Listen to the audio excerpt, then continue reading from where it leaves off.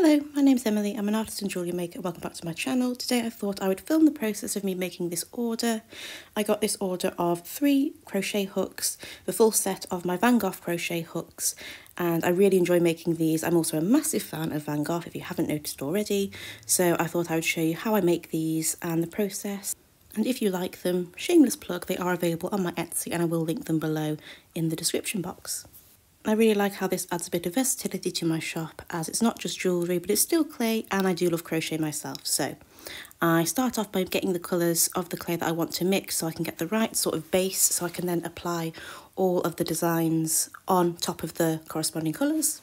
And the first one I wanted to create was the sunflower one. So I grabbed the 6mm hook, which was the gold one. I like to have a bit of a cohesive colour story, which I find rather satisfying. So I place the hook over the top of the clay and then add a little drop of liquid Sculpey. It's just a liquid-based polymer clay that I kind of use as almost an adhesive, but also it just gives me peace of mind, I'm not going to lie. So I place that over the top, not too much because I don't want it to start to disrupt the way the clay adheres as well, having it a bit too messy. So then I stick the clay over the top of that Sculpey, so when it bakes it'll act more like a glue as well as the clay itself. I then roll very slowly, very patiently over the top just to make sure that nothing cracks. I then cut off the excess and pop that in my scrap box, which I will use later on for other colours that I might use, even for this hook. I then do exactly the same process with the green clay for my iris, which will go with the purple hook. And I do a slightly thinner one as it is a slightly thinner hook, and then I do exactly the same. This is the blue hook, the 5mm hook, and I chose Starry because it goes with the colour and also such an iconic Van Gogh painting. Again, slowly and gently adhere that end of the clay and start to roll that over the top of the hook just to make sure it nicely adheres to it. But with a bit of trimming to make everything look nice and refined, I then have the bases to my crochet hooks, and then it's time to start applying the little embellishments that make it really, really special. So again, I start off with the sunflower design. I've literally had to speed this process up by like 5 times because I take so slow making it, but I just want to be nice and precise. But I start off with the vase and have all the little colours and the embellishments to make it look very reminiscent of the design, but still having my little stylised flourish as well.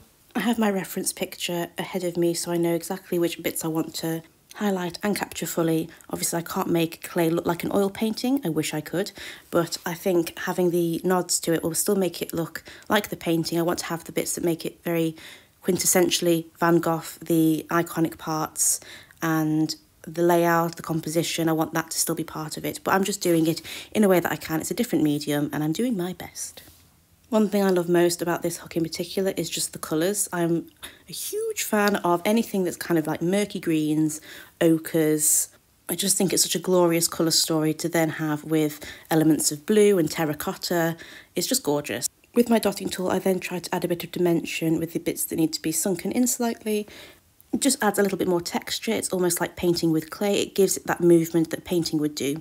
And then I go in with my craft knife and start to add the little lines within the petals, just to add a variation of textures, but also mark making. I think it does really work at making a design that can't be painted a more painterly quality. I do have to be very slow and very careful because my precision isn't the best with how tremory and shaky my hands are nowadays. It takes a bit longer, it's a labour of love, and I do think it's so worth it. I love all those textures, I think it just works so well, and it just makes a crochet hook that you would use as a tool just really special. If you have someone who dabbles in the endeavours of crochet and also adores Van Gogh, might I suggest this would be a very good Christmas present. Shameless plug over.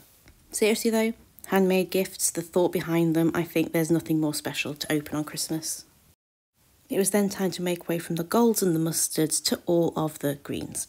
And yes, some golds as well. But it was time to work on the iris hook. So I started off with the green base and I wanted everything to be very organic looking. So a lot of like flowy shapes and leaves and things because it was very much the sort of feel I got from that painting. The yellow background I thought I would do, and then I thought because it's very similar to the sunflower background, I wanted it to be a bit more its own design because I think otherwise it would look very similar and then the Starry Night might stick out like a sore thumb. So I wanted to be more the focus of the actual part of the irises themselves without the background of the painting, my interpretation of it. So I chose the iris flowers themselves within that painting. Similarly to the sunflower design, I don't necessarily want to copy the painting. I want it to be a rendition of that painting, what I feel when I see that painting, and my own interpretation of the bits I feel would replicate really well on a crochet hook. So I started doing the little flowers. I wanted a nod to kind of growth as well, so I thought the little dots would also work quite well, almost like buds of the irises. I wanted different colours of the purples, just to give a bit of variation in the colours as well, and I think they work really well.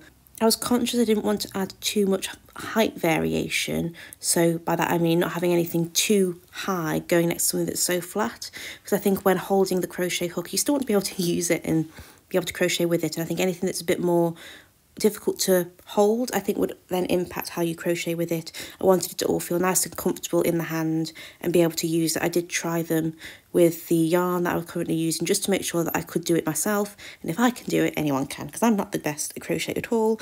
I do try, but I just enjoy it more than anything. It's not something that I am looking to be professional at. I just find it really relaxing. Knowing that they were actually able to be used for crocheting, the main purpose, was a massive part of quality control at the end of making them. I did want to make sure the flowers looked fairly different, similar to how I did with the sunflowers. I didn't want anything to look too similar. I wanted there to be a nice variation, and wherever you held the crochet hook there was something different to look at, and it was still very interesting. It was not all samey. I quite liked the fact that there was something that you could see straight away, and then the more you look the more you find. Once the bulk of the flowers and the main details that were put on, I then wanted to add a few little vines here and there, fill up any of the blank space that could do with looking a little bit less sparse, but not necessarily being too busy either. After that, it was the final bits of the dotting tool where I smushed, which is a very professional term of smushing, and it's very satisfying as well. And I was just making more of the details, making everything look nice and refined, the tiny little bits that really bring this together. Like I said, it's like painting with clay. It really makes the texture look really special, gives it that painterly effect that is so commonly seen in Van Gogh's work, but then trying to produce that in a non-painterly medium can be quite difficult, so the dotting tool definitely helps with that in my opinion. The sunflower piece was definitely more staged, being a still life design, so I wanted this to have that difference of it being organic, botanical, very natural looking, having a nice flow, so that was what I wanted to have in this piece, because I just wanted a bit more difference between each of the pieces. Like Starry Light's more of a landscape, still life with the sunflowers, and then this one being more of like a organic rendition of the irises.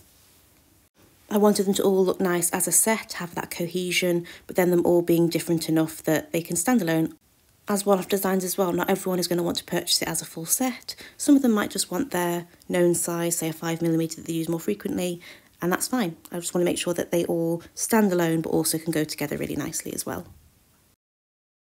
It was then time for the Starry Night, and stupidly I pressed the record button twice. So I did this part of the design with the little church, and it wasn't recording because I pressed it twice like an absolute nincompoop. But I then added that to the crochet hook base and added the sort of cypress tree turret, I guess, and wanted to make sure that that was part of the design so that I can then work the more luminous bursts, shall we say, and the moon and things. So I wanted to make sure that all of that was part of the design, and there was enough of the design to look reminiscent of Starry Night, but again, it's a much smaller canvas and it's also round, so I'm trying my best.